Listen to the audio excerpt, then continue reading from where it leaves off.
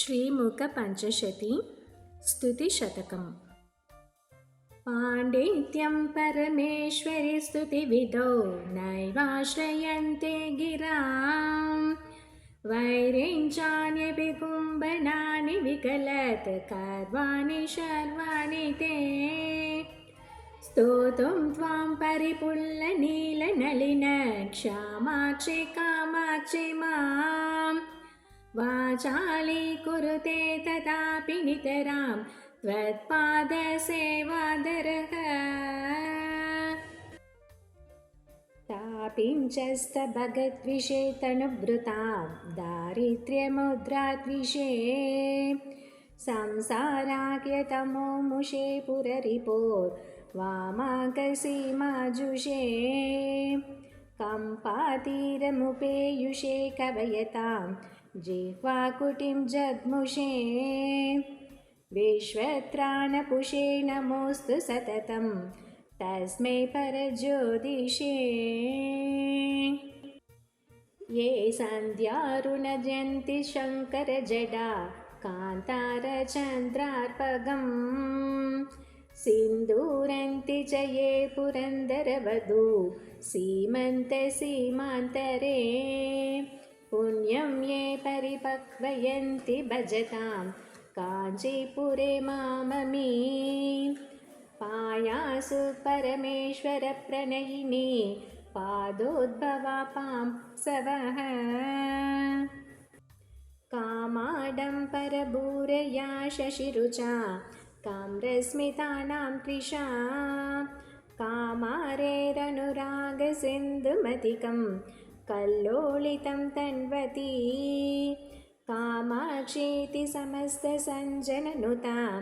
कल्याणदात्री नृणां। कारुण्याकुलमानसा भगवती कम्पातटे जृम्भते। कामाक्षीण पराक्रमप्रकटनं सम्भावयन्ति तृषा। श्यामाक्षीरसहोदरस्मितरुचि प्रक्षालिता शान्तरा। वामाक्षी जनमौलिभूषणमणि वाचां परा देवता। कामाक्षीति विबाधि कापि करुणा कम्पातडिन्यास्तटे। श्यामा काचन चन्द्रिका त्रिभुवने पुण्यात्मना मानने। सीमा शून्यकवित्ववर्षजननी या कापि कादम्बिनी। मारारातिमनोविमोहनविदौ काचित्तमकन्दली। कामाक्ष्या करुणाकटाक्षलहरी कामाय मे कल्पताम्। प्रौतत्वान्दकदम्बके कुमुदिनी पुण्याङ्कुरं दर्शयन्। ज्योत्स्नासङ्गमनोऽपि कोकमिथुनं मिश्रं समुद्भावयन्। कालिन्दीलहरिदशां प्रकटयन् ताम्रां नभस्यद्भुतां। कच्छिन्नेत्रमहोत्सवो विजयते काञ्चीपुरे शूलिनः। तन्द्राहीनतमालनीलशुषमै तारुण्यलीलागृहै। तारानाथकिशोरलाञ्छितकशै ताम्रारविन्देक्षणैः। मातः संश्रयतां मनो मनसि च प्राकल्भ्यनाडिद्धमैः। कम्पातीरशरैर्घनस्तनभरैः पुण्याङ्कुरैः शाङ्करैः।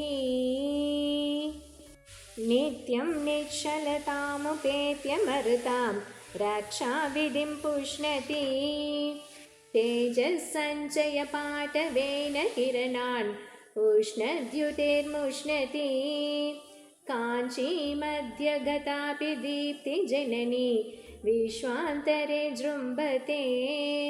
काशीचित्रमहो स्मृतापि तमसां निर्वापिका दीपिका।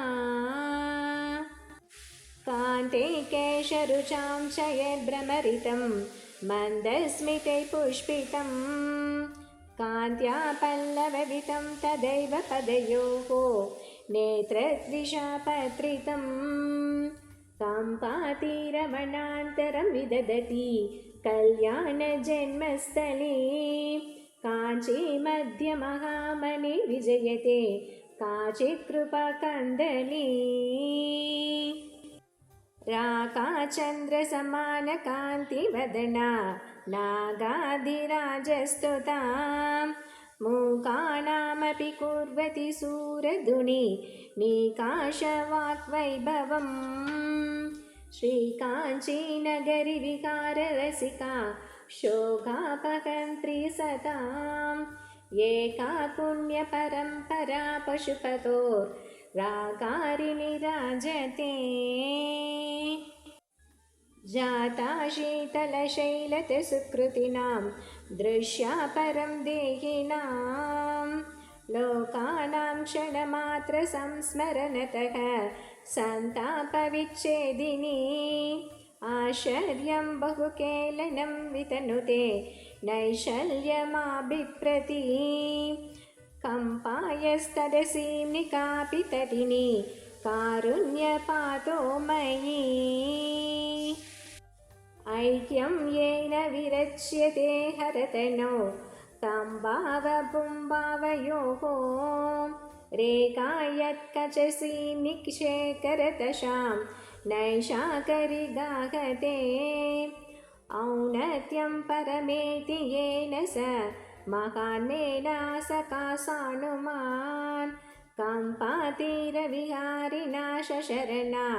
तेनैव धाम्ना वयम् आक्ष्णोचस्तनयो श्रियश्रवणयोः बाहो च मूलं स्पृशन् उत्तंसेन मुखेन च प्रतिदिनं द्रुह्यन् पयोजन्मने माधुर्येण गिरां गतेन मृदुना हंसाङ्गनां हृदयन् काञ्चीसीं निचकास्ति कोऽपि कविता सन्तानबीजाङ्कुरः कण्ठं चान्द्रमसंवतं समनिशं काञ्चीपुरे केलनं कालायच्च वितस्करिं तनुरुचिं कर्णे जपे लोचने तारुण्योष्मनकं पशस्तनपरं जङ्घास्पृशं कुन्तलं भाग्यं देशिकसञ्चितं मम गतां सम्पादयेदम्बिके तन्वानं निजकेलिसौधसरणिं नैसर्गिकीनां गिरां केदारं कविमल्लसूक्तिलहरी सर्षश्रियां शाश्वतम् अम्भोवञ्चन चुञ्चु किञ्चन भजे काञ्चीपुरिमण्डनं पर्याय च विपाकशासनमणे पौष्पेशवं पौरुषम् आलोके मुखपङ्कजे च ददति सौदाकरीं चातुरीं शूटालङ्क्रियमाणपङ्कजवनी वैरागमप्रक्रिया मुग्धस्मेरमुखी घनस्तनतटी मूर्छालमध्याञ्चिता काञ्चीसीमनिकामिनी विजयते काचिज्जगन्मोहिनी यस्मिन्नम्ब भवत्कटाक्षरजनी मन्देऽपि मन्दस्मित ज्योत्स्ना संस्नपिता भवत्यभिमुखितं प्रत्यहो देहिनं द्राक्षामाक्षिकमाधुरिमद परव्रीटाकरिवैकरी कामाक्षी स्वयमातनोत्यभिश्रुतिं वामे क्षणेव क्षणम् कालिन्दी जलकान्तयस्मितरुचि स्वर्वाहिनी पादसी प्रोदत्वान्तरुचस्फुटादर महोलौहित्यसन्ध्योदये माणिक्योपलकुण्डलां शुशिखिनी व्यामिश्रधूमश्रियः कल्याणकभुवकटाक्षसुषमा कामाक्षी राजन्ति ते जयति निनदत्काञ्ची काञ्ची विभूषणमालिका कचबरलसच्चन्द्रा चन्द्रा वदंस सधर्मिणी कविकुलगिरश्रावं श्रावं मिलत्पुलकाङ्कुरा विरचितशिरकम्बा कम्बा तडे परिशोभते सरसवचशां वीची नीची भवन्मधुमाधुरी परिदभुवना कीर्तिर्मूर्तिर्मनोभवं जित्वरी जननी मनसो योग्यं भोग्यं नृणां तव जायते कथमिव विना काञ्चीभूषे कटाक्षतरङ्गितम् भ्रमरितसरित्कूले नीलोद्बलप्रभया नतजनतमकण्ठीतुण्डीरासीम्नि विजृम्भते अचलतपसामेकपागः प्रसूनशरासन प्रतिबलमनोहारी नारी कुलैकशिखामणिः मधुरवचसो मन्दस्मेरा मदङ्गजगामिनः तरुणिमजुषताभिञ्जाबा तमः परिपन्दिनः कुचभरनता कुर्युर्भद्रं कुरङ्गविलोचनाः कलितकरुणा काञ्चीबाजः कपालिमहोत्सवाः कमलसुषमा कक्ष्यारोहे विचक्षणवीक्षणाः कुमुदसुकृतकिरीटाचूडालकुण्डलबन्धुराः रुचिररुचिपिस्तापिञ्जश्रीप्रपञ्जनशुञ्जवः पुरविजयिनकम्पातीरे स्फुरन्ति मनोरथाः कलितरतय काञ्ची लीला विदो कविमण्डली वचनलहरी वासन्तीनां वसन्तविभूतयः कुशलविदये भूयात्सूर्मे कुरङ्गविलोचनाः कुसुमविशिकारा ते रक्ष्णां कुतूहलविभ्रमाः कबलिततमस्काण्ठातुण्डीरमण्डलमण्डनाः सरसिजवनिसन्तानानाम् अरुन्धुदशेखराः नयनसरणे नेदीयां स गतानुभवन्ति मे तरुणजरतश्यामा शम्भोस्तबफलविभ्रमाः अचरममिषुं दीनं मीनध्वजशमुखश्रियां सरसिजभुवो यानं म्लानां गतेन च मञ्जुना त्रिदशशतसामन्नं खिन्नं गिरा च वितन्वती तिलकयति सा कम्पातीरं त्रिलोचना सुन्दरी जननि भुवने शङ्करं येकं कियन्तमनेहसं कुपुरुषकरभ्रष्टै दुष्टै धनैरुद्धरम्बरी तरुणकरुणे तन्त्रा शून्ये तरङ्गयलोचने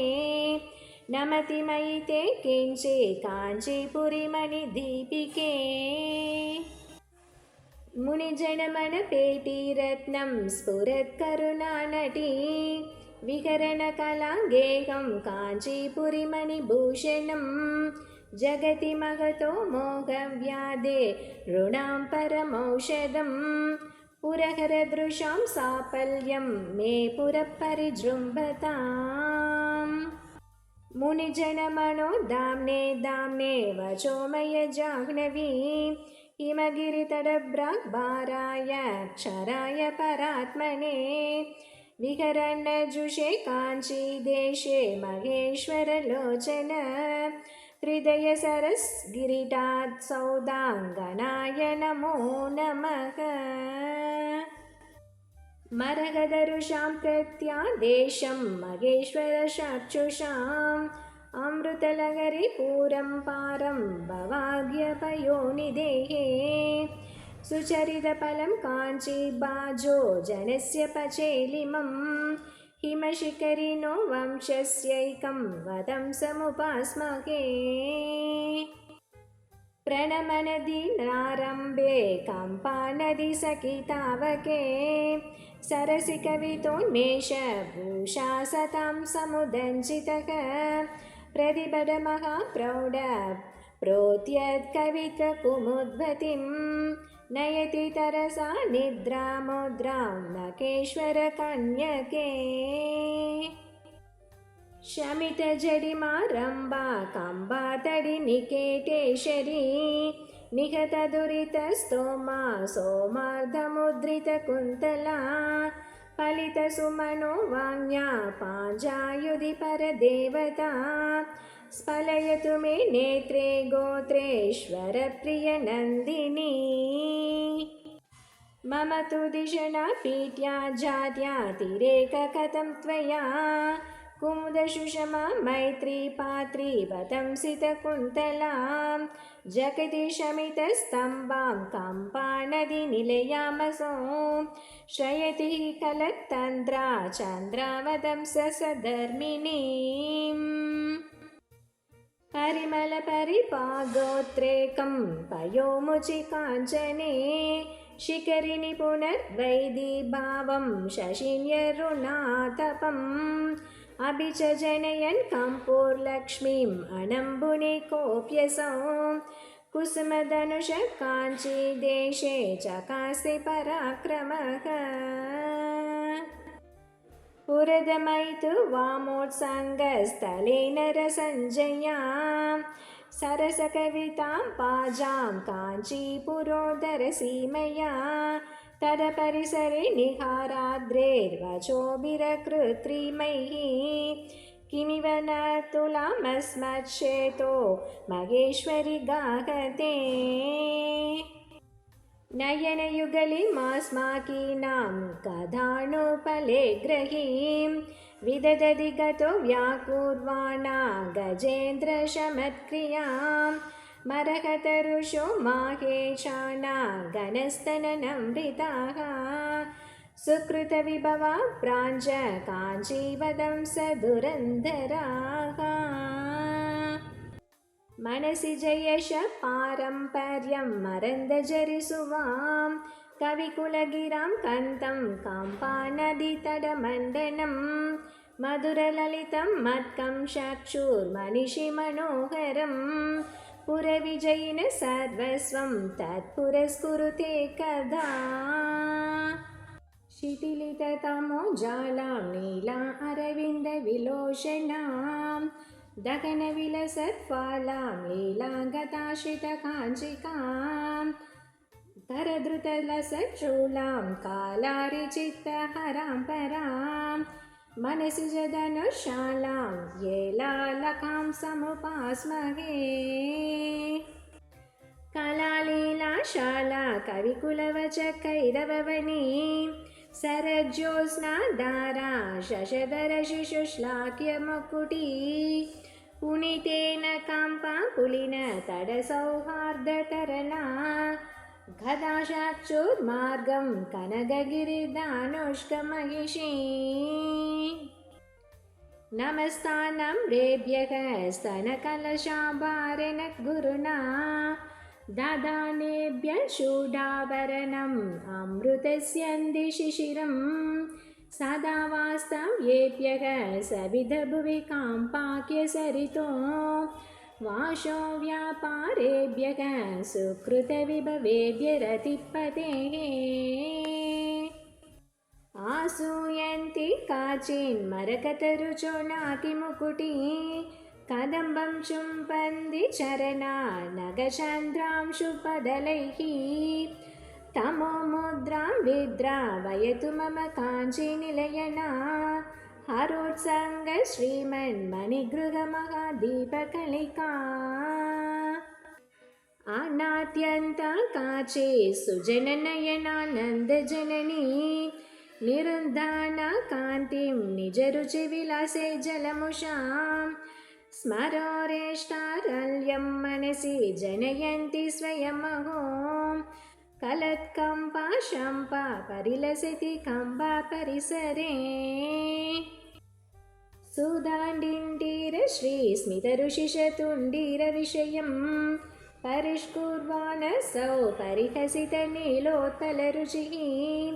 स्थानभ्यामानम्रास्तवगयतु मे काञ्चिततरुं तृषामैशानीनां सुकृतफलपाण्डित्यगरिमा कृपादारा द्रोणी कृपणदिशनानां प्रणमतां निहन्त्रि सन्तापं निगममुकुटोत्तं सकलिका पराकाञ्ची लीला परिचयवति पर्वतसुता गिरां नीवि देवी गिरिशपरतन्त्रा विजयते कवित्वश्रीकन्द सुकृतपरिपाटि हिमगिरेः विधात्री विश्वेषां विषमशरवीरध्वजपटी सखि कम्पा नद्या पदहसितपातो जययुगली पुराणि पायान पुरमदनसाम्राज्यपदवी दरिद्राणां मध्ये दरदलिततापिञ्जशोषमाः स्तनभोगक्लान्ताः तरुणहरिणाङ्गाङ्गितकषाः हरादीननानाविबुधमुकुटिचुम्बितपदाः कदा कम्पाधीरे कथय विहरामो गिरिसुते वरिवर्तुस्ते मात्वयि मम गिरां देवि मनसो नरिनर्तु प्रौढा वदनकमले वाक्यलहरी चरिशर्तु प्रज्ञा जननि जटिमानपरजने सरिसर्तु स्वैरं जननि मयि कामाक्षि करुणा क्षणाते कामाक्षि भ्रमरशुषमा शिक्षणगुरुः कटाक्षव्याक्षेपो मम भवतु मोक्षाय विपदाम् नरिनर्तु स्वैरं वचनलहरि निर्जरपुरी सरिद्वीचि नीचि करणपडु आस्ये मम सदा पुरस्तान्मे भूय प्रशमनपरः स्ताद्भवं मृजाम् प्रचारास्ते कम्पातड विकृतिसम्पादिनि दृशोः इमान्यां उरिकुरु जननि दूरीकुरु तमः परिपाकं मत्कं सबदि बुधलोकं च नयमाम्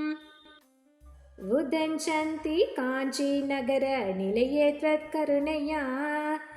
समृद्धा वाग्दाटी परिहसितमाध्वीकवयताम् उपादत्ते मारप्रतिपद जडाजूडमुकुटी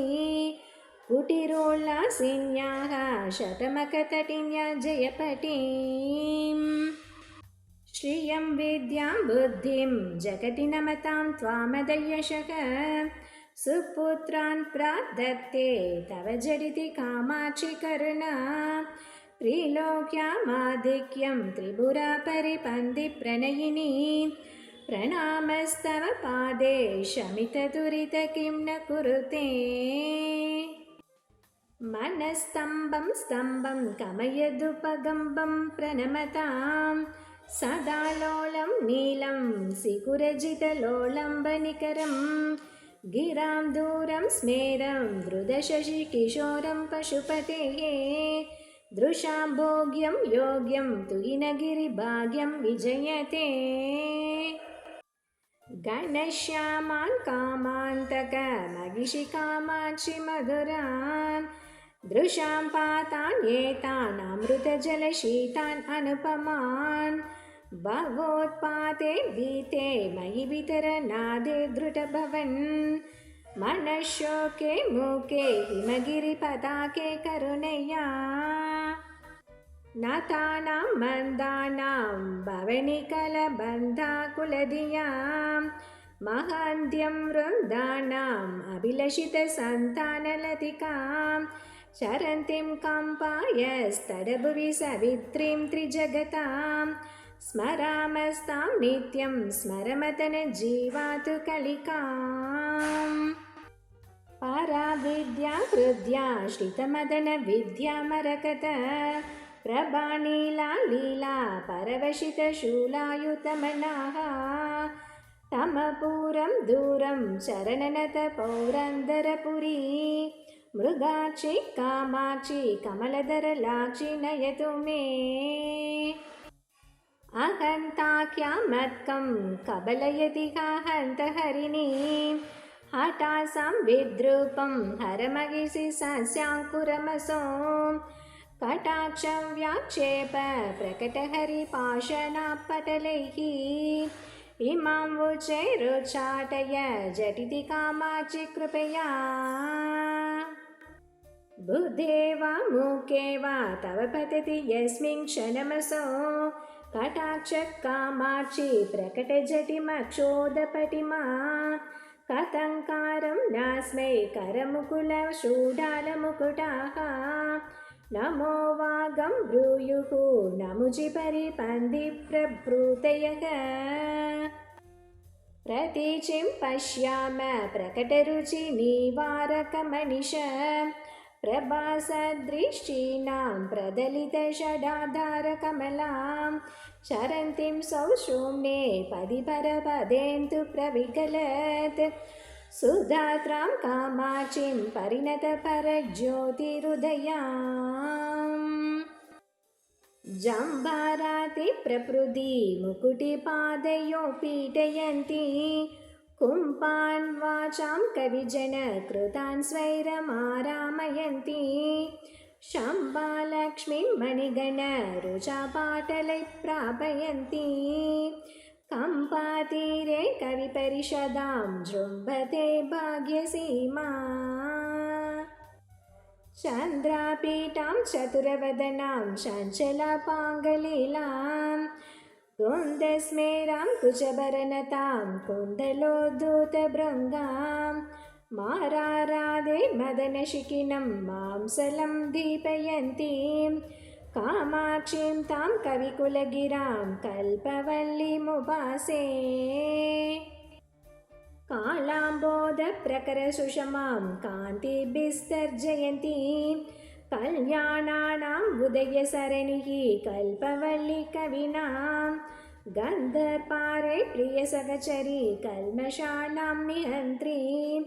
काञ्चीदेशं तिलकयति सा कापि कारुण्यसीमा ऊरीकुर्वन् उरसिजतटे चातुरीं भूतराणां पातोजानां नयनयुगले पारिपन्त्यं वितन्वन् कम्पातीरे विहरति रुचा मोघयन्मेघशैलीं को गद्वेषं शिरसि कलयन् कोऽपि विद्याविशेषेः काञ्चीलीला परिचयवती कापि तापिञ्च लक्ष्मीः जात्यारण्ये हुतवगचिका जन्मभूमिकृपायाः माकण्ठश्रीमधुरकविता चातुरीकोकिलानां मार्गे भूयान् मम नयनयोर्मान्मतिकाभिविद्या सेतुर्मातमरकतमयो भक्तिभाजां भवाप्तौ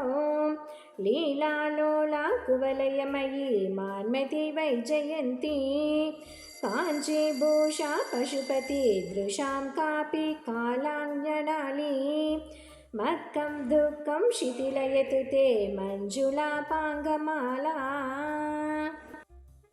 व्यावृण्वाना कुवलयतलप्रक्रिया वैरमुद्रां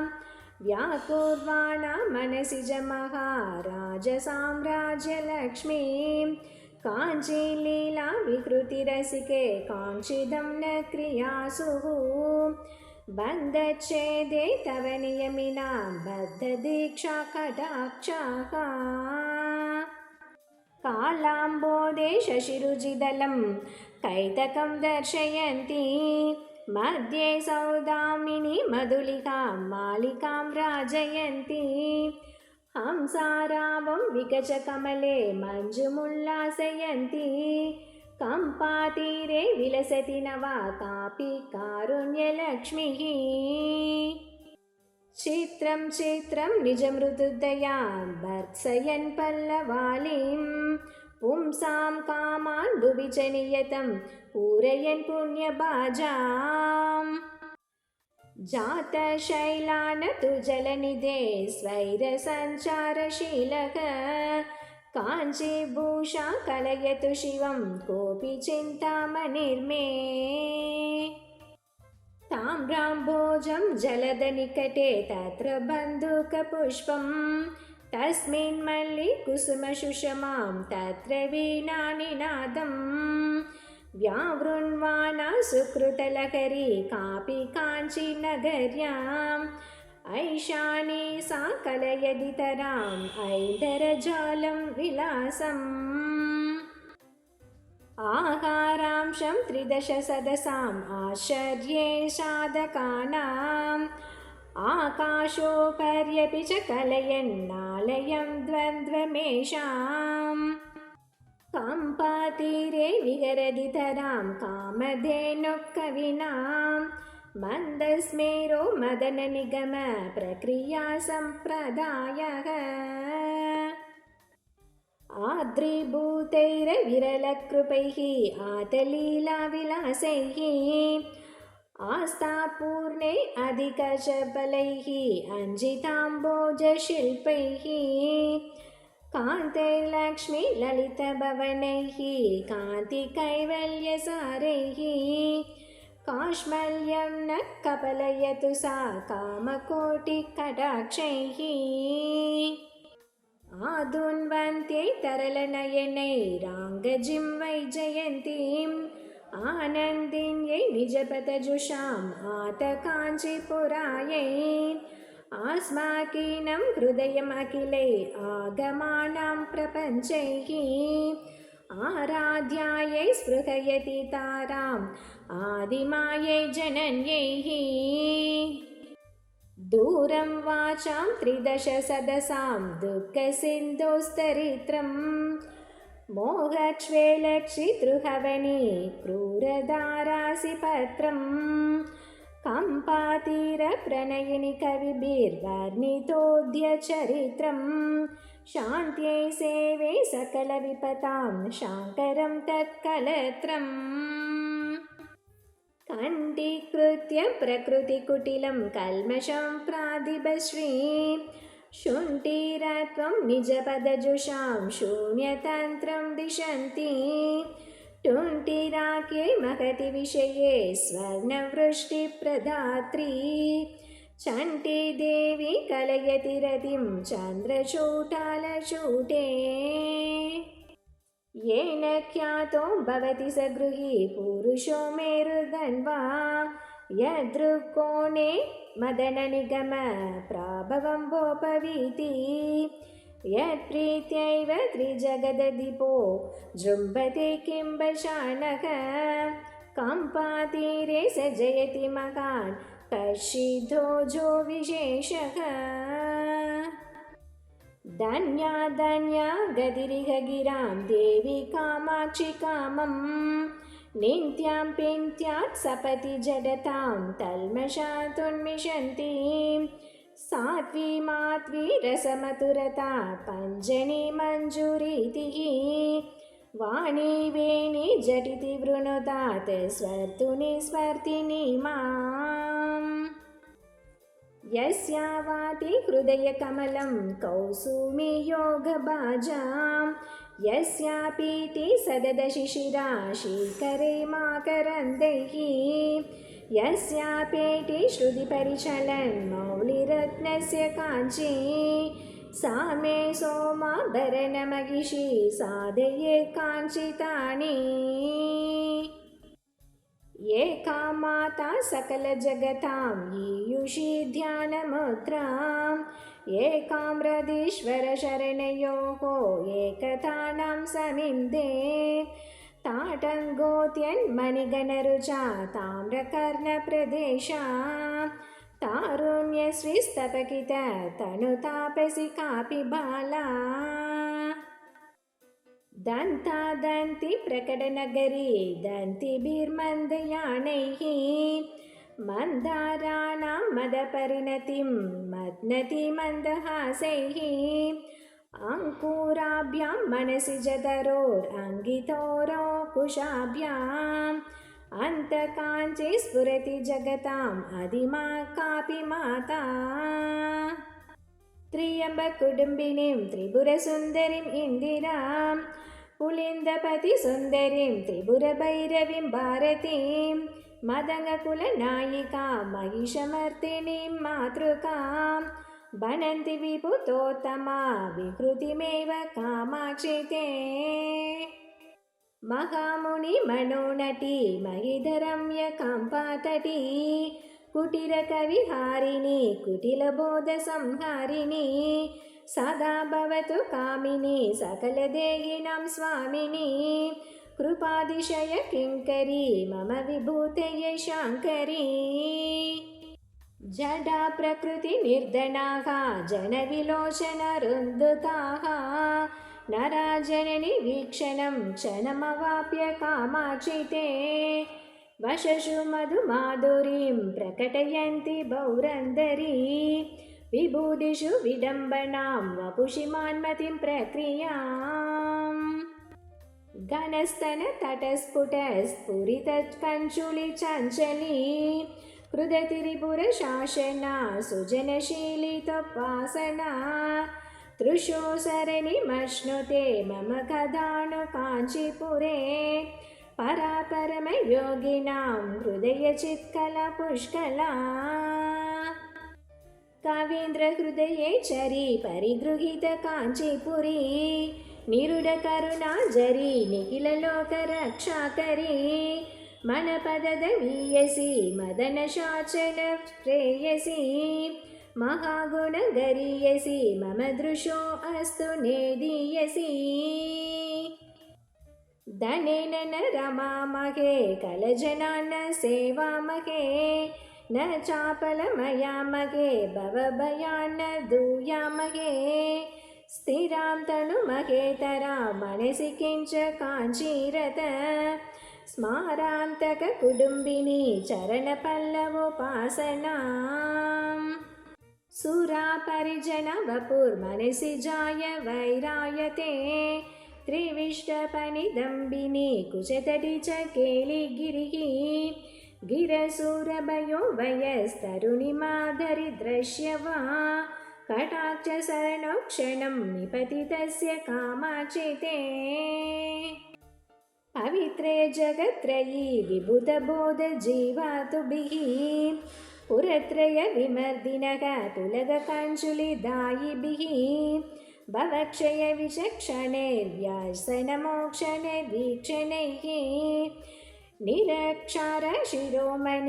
करुणयैव कामाक्षि माम् कदा कलितकेलना कथमिवाम्ब काञ्चीपुरे कलायमुकुलद्विषग शुभकदम्बदूर्वाङ्कुराः पयोदरभरालसा कविजनेषु ते बन्धुराः पशैलिमकृपारसाः मम पतन्ति मार्गे दृशोः आशोध्यामचलोद्भवं हृदयनन्दनं देहिनाम् अनर्घमधिकाञ्चेतत् किमपि रत्नमुद्योतते अनेन समलङ्कृता जयति शङ्कराङ्कस्थली ददास्य मम मानसं व्रजति पेटिकाभिभ्रमम् पारामृतजरिप्लुता जयति नित्यं मन्दश्वरी भुवा बहिश्चरि परमसंविदेकात्मिका महद्भिरपरोक्षिता सततमेव काञ्चीपुरे ममान्वहमहं मतिः मनसि कापि माहेश्वरी तमो विपिनदाविनं सततमेव काञ्चीपुरी विहाररसिका परा परमसंविदुर्विरुगे कटाक्षनिगलैर्धृतं हृदयदुष्टन्तावलं चिरं नयतु मामकं त्रिपुरवैरी सीमन्तिनी त्वमेव सदि चण्डिका त्वमत देवी चामुण्डिका त्वमेव परमातृका त्वमसि योगिनिरूपिणी त्वमेव किल शाम्भवी त्वमिह कामकोटिजया त्वमेव विजया त्वयि त्रिजगदम्ब किं ब्रूमहे परे जननी पार्वती प्रणतपालिनी प्रातिभ प्रदात्री परमेश्वरी त्रिजगदाश्रिते शाश्वते त्र्यम्बककुटुम्बिनी त्रिपदशङ्किनी त्रिक्षणे त्रिशक्तिमयि वीक्षणं मयि निदेहि कामाक्षि ते मनोमधुकरोत्सवं विदधति मनिषाजुषां स्वयं प्रभव वैखरी विपिनवीते कालम्बिनी अहो शिशिरिता कृपा मधुरसेन कम्पातटे चराचर विदायिनी चलति कापि चिन्मञ्जरी कलावती कलाभृतो मुकुटसीम्नि लीलावती स्पृहावती महेश्वरे भुवनमोहने भास्वती कलावती कलाभृतो मुकुटसीम्नि लीलावती स्पृहावती महेश्वरे भुवनमोहने भास्वती प्रभावती रमे सदा महितरूपशोभावती वरावती परे सदां कुरु कृपाम्बुधारावती त्वयैव जगदम्ब्या भुवनमण्डलं सूयते त्वयैव करुणात्रया ददतरक्षणं नीयते त्वयैव करकोपया नयनपावके हूयते त्वयैव सदि कामया जगति सन्ततं स्थीयते चराचर जगन्मयीं सकलहृन्मयीं चिन्मयीं गुणत्रयमयीं जगत्त्रयमयीं त्रिधामामयीं परापरमयीं सदा दशदिशां निशाहर्मयीं परां सततसन्मयीं मनसि कामकोटिं भजे सति जगदम्बिके हरकुटुम्बिनि वक्त्ररुचा जितशरदम्बुजे गणविडम्बिनि केशरुषा परमवलम्बनं भव समादृतकाञ्चीपुरे मम कथसंविदो जटिमडम्बरताण्डविनः भुवनजननि भूषा बुधचन्द्रे नमस्ते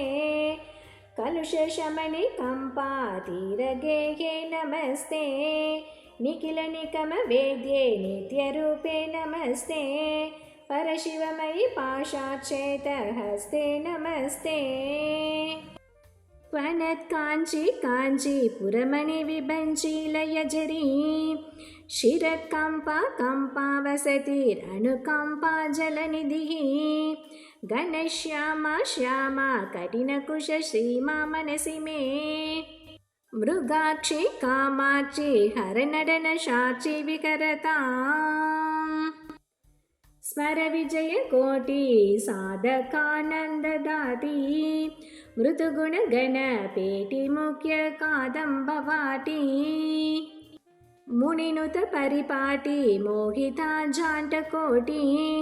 परमशिववधूटी पातु मां कामकोटि इमं परवरप्रतं प्रकृतिपेशलं पावनम् परापरशिदाकृति प्रकटनप्रतिपायितं स्तवं पठति नित्यदा मनसि भावयन्नम्बिकां जपैरलमलं मकैरधिकदेकसंशोषणैः